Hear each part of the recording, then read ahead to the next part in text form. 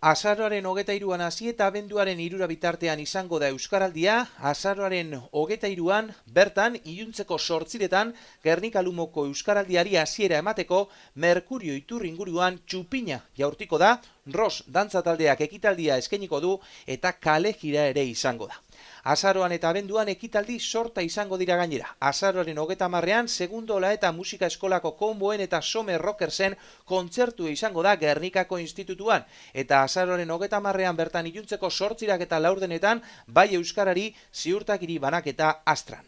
Abenduaren 1ean, eguerdiko 12etan, Someko aurren abesbatzaren emanaldia izango da Gernika Lumoko Merkatu plazan eta 8etan Iparragirre elkarteko egoitzan konboak eta Some Rockers. Abenduaren 2an 5etatik aurrera, euskara Olgetan errotu ekimena izango da Jaialai frontoian. Abenduaren 3an 11 orduko irakurraldia euskararen egunekoa eta egun berean 8 eta 4etan Foruen plazan euskaraldiari amaiera emateko jaia. Gogoratu, turismo bulegoan belarri prest eta ahobizi txapak daudela eskuragai izena eman ostean eta izena bera euskaraldia.eus webgunean ere eman daitekela.